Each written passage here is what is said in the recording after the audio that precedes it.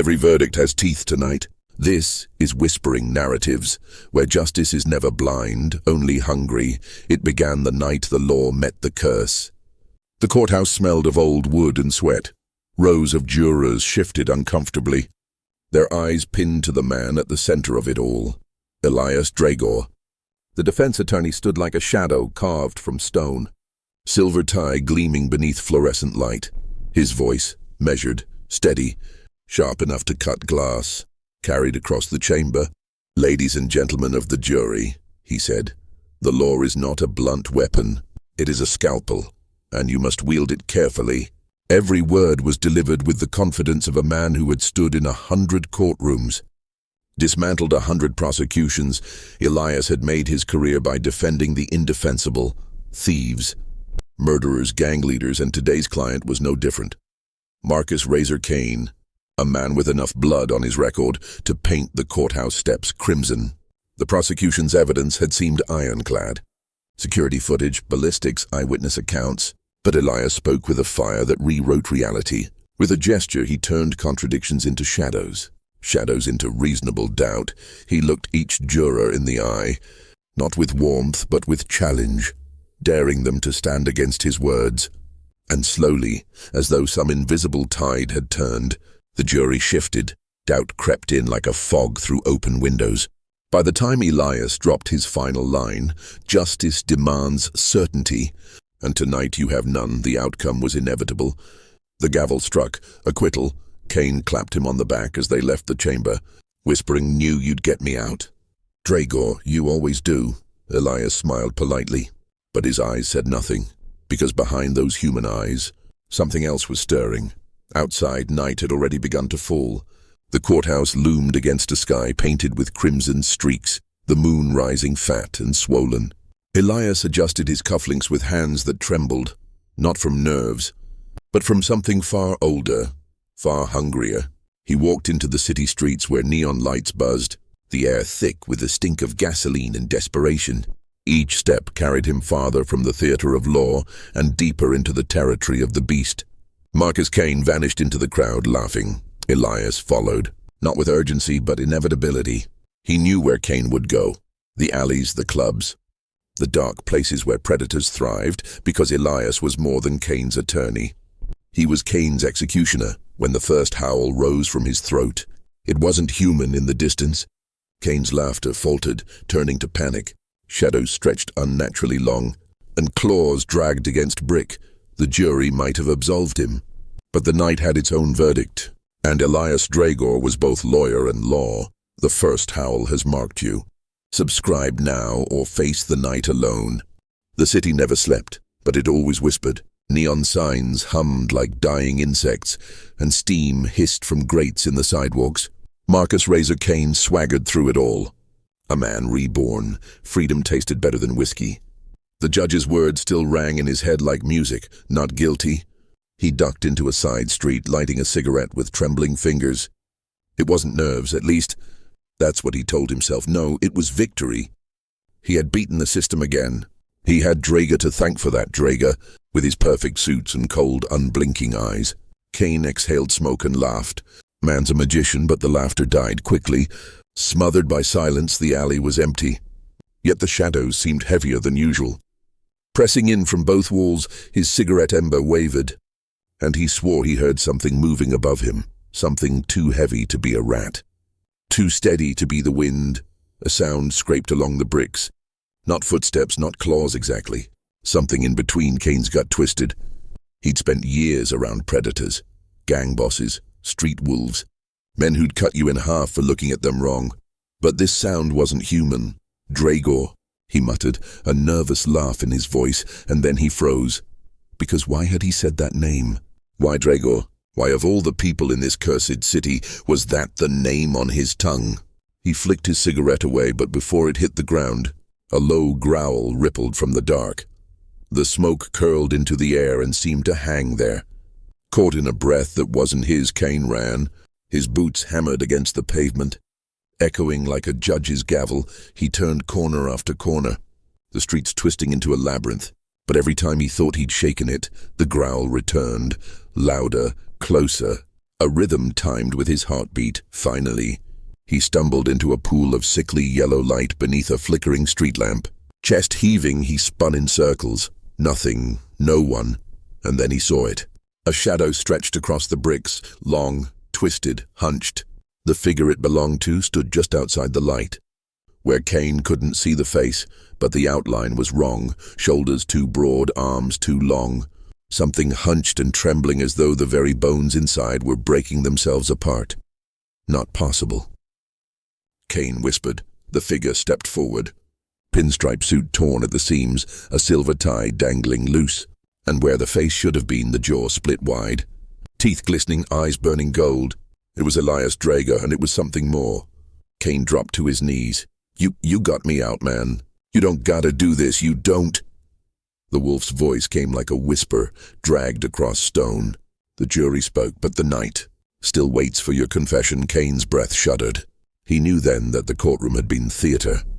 The real trial was here, and there was no verdict but blood. The last thing he saw was Draegor's claws, reflecting the street light as they came down, like a final sentence. Have you heard whispers like these before?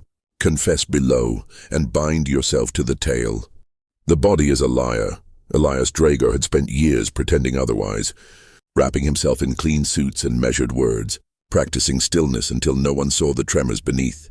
But when the moon climbed higher and the city's windows glowed like watchful eyes, the lie split open. It began in his hands, in his office. Late after Kane's disappearance, the polished mahogany desk groaned under his weight, fingers dug into the wood, veins bulging, skin quivering as if something inside clawed to be free. The smell of iron filled the room. Elias hissed through clenched teeth. Not here. Not. The first crack silenced him. A knuckle bending backward, a tendon snapping, bones sliding apart to make way for claws blacker than midnight. The briefcase on the desk toppled, scattering legal briefs like feathers.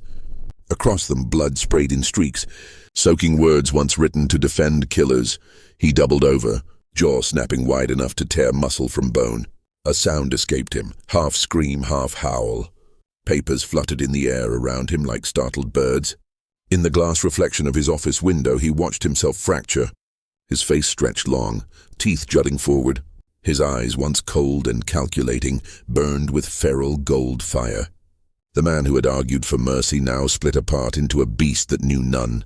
Somewhere below, on the courthouse steps, a lone security guard looked up at the office windows. He swore he saw a shadow lurch, stretching unnaturally wide. Before the blinds snapped shut, moments later, a howl bled through the city air.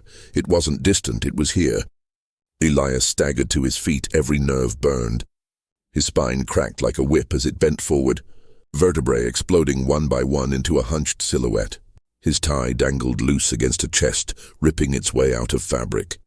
He looked down at his hands, no longer hands, but weapons, and for a flicker of a second, in that pain he smiled, because here was the truth.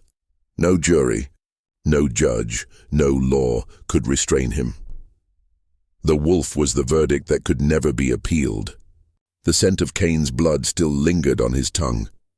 He had ripped open the man's throat, and yet the hunger remained. It wasn't just about Kane. It was never just one. The law failed nightly, and the wolf rose nightly to balance it. The city was full of clients waiting for their second trial, and Elias Draegor was ready to preside. He slammed a claw into the wall, carving deep furrows into plaster, marking the office like a cell. His desk collapsed under the force of his shifting weight. Books toppled, spines snapping open, their contents shredded by teeth meant for flesh. The law library, his cathedral of reason, became a hunting ground. He tore free of the suit entirely now, firm bursting through skin, his body fully claimed by the curse. The sound of snapping bone was no longer pain. It was music, a rhythm pounding with each breath. The wolf stood tall where Elias had fallen, and through the broken office door, the night city awaited. Justice no longer wore a tie. It howled, if this body's betrayal shook you, subscribe before yours tears apart. Mark your survival with a sigil of protection. Hit like if you felt the snap of bone. The city was never silent, yet tonight its noise felt muted, like the streets themselves held their breath. Somewhere out there, Kane's body cooled in the dark, but Elias Draegor no longer dressed in the mask of man. Prowled onward, fur bristled against cold air. Claws clicked against asphalt. The beast moved low through the alleys, weaving between dumpsters and shadow. Every corner of the city seemed to recoil as it passed. Street lamps flickered, dogs howled, windows slammed shut, but predators weren't the only ones in these streets. Prey stumbled here too, at the end of the block. A figure emerged, a kid no older than 17. Backpack slung carelessly, headphones blasting some muffled beat. He didn't notice the silence. He didn't notice the air vibrating with something primal. Elias crouched in the dark, golden eyes locked on him. Hunger roared in his chest, but another voice cut through, a colder voice. The attorney still buried deep inside. Not him, not yet. The boy was innocent. The wolf hunted guilt. That was the law Elias wrote in blood. So he let the boy pass, but the next scent was different. Bitter, metallic. A man limped from a nearby bar, shirt stained with someone else's blood. Elias knew the type. Predators without fangs. Men who thought knives and fists made them kings of the street. This was prey worth sentencing. The wolf emerged. The man froze, eyes wide, bottle dropping from his hand and shattering on the pavement. For a heartbeat, disbelief held him in place. Then he ran. Elias followed. The chase tore through the alleys. Trash cans toppled, glass crunched beneath boots. A howl cracked through the night. The man gasped, tripped, scrambled to his feet. Every shadow stretched long, like teeth closing in. He turned a corner and slammed against a chain-link fence. Trapped. His eyes darted, desperate, until he saw something, anything, sharp enough to fight with. A jagged pipe. He swung it wildly. "Stay back." "But wolves don't bargain." Elias lunged, claws flashing. The pipe bent like a twig. The man screamed. But it wasn't a plea.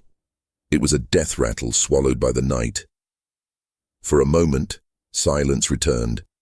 Elias's breath steamed in the air, hot with blood and triumph.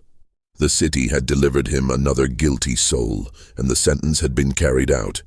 But the silence broke, because the city also had watchers. A woman on the third floor of a tenement cracked her window to see what the noise was. She didn't see a man. She saw the beast crouched over a corpse. Her scream shattered the night. Lights flicked on, doors opened, voices rose. The city was waking up. The jury of the night had grown, and Elias understood. This wasn't about guilt anymore. This was about survival. The hunt had turned both ways. He bolted, vanishing into shadow, but the city now had his scent. Police sirens wailed in the distance. Neighbors whispered of monsters. Cameras watched from every corner. For all his power, he was no longer just predator, he was quarry. And the beast within asked the same question the viewers must face. Where would you run if the claws found your door? Where would you run if the claws found your door? Tell me. Your answer may decide if you survive. The city wanted him dead. Sirens echoed through the streets. Helicopters prowled above, and whispers of a monster rippled through the neighborhoods like wildfire. But Elias Draegor knew none of this was new every generation. The curse found its way back into the courts, and he knew where to find proof. Beneath the courthouse, hidden behind rusted gates and forgotten stairwells, lay the archives. Few had reason to descend there, dusty stacks of case law and brittle evidence boxes, documents deemed irrelevant in the age of databases and glowing screens. But Elias knew better. The wolf had memories buried in those stacks, and tonight, man and beast walked the same path down into the dark. The stairwell air grew damp, thick with mildew and iron. His claws scraped the railing as he descended, the echo carrying like a judge's sentence. When he reached the bottom, the corridor stretched long and narrow, lined with shelves sagging under the weight of centuries. At first, the files looked mundane. Property disputes, civil claims, forgotten trials. But further back, deeper into the neglected corners, something changed. The boxes bore markings not of law, but of ritual. Glyphs burned faintly into the wood, seals of wax mixed with dried blood. Elias pressed a claw against one, and the box opened with a whisper like a sigh of the dead. Inside lay not paper, but parchment, brittle with age. Handwritten in looping ink were accounts that should not have been recorded in any court. Testimonies of men who claimed to grow fangs under moonlight, witness statements of juries who vanished during trials, sealed confessions from judges who had sentenced not criminals, but cursed bloodlines. One parchment bore a name he knew, Draegor. His bloodline had been there from the beginning. Attorneys, judges, men of law bound by a pact not to serve justice. But to house the beast, the courtroom was not just his profession, it was his inheritance. A mask passed down so that the wolf might hunt from within the very system men trusted. Elias's claws traced the ink. His ancestors had made a covenant, defend the guilty in daylight, devour them in darkness, balance the law with the curse. The pack had always worn robes and ties. His breath came ragged. Half snarl, half sob, he wanted to deny it. But the wolf inside howled with recognition. These were his people, his predecessors. The verdict had been written before he was born. The law was never blind, it had always been hungry. From somewhere deeper in the archives, a whisper stirred. A shuffle of movement that was not rat, not draft. Elias froze, head snapping toward the sound. The glyphs on the shelves glowed faintly red, as if recognizing their air. Then he heard it. A voice, rasped, ancient, echoing between the shelves. "You are not the first, Draegor, and you will not be the last." The wolf inside him surged. Fur-bristling eyes burning gold. His ancestors were not gone. Their voices clung to the parchment, bound in blood. And they expected him to continue the pact, he realized then. The courtroom was never theater. It was ritual. Every defense, every acquittal was a feeding ground, and he was bound to it until death, or until he passed it on. Curses echo, but only the archive endures. Subscribe, and add your name before the howl returns. The parchment trembled in Elias Draegor's claws. Though no wind touched it, the ink seemed to bleed fresh, red lines spreading like veins across the brittle page. The whispers of his forebears coiled around him, curling into his skull, demanding, "Defend the guilty.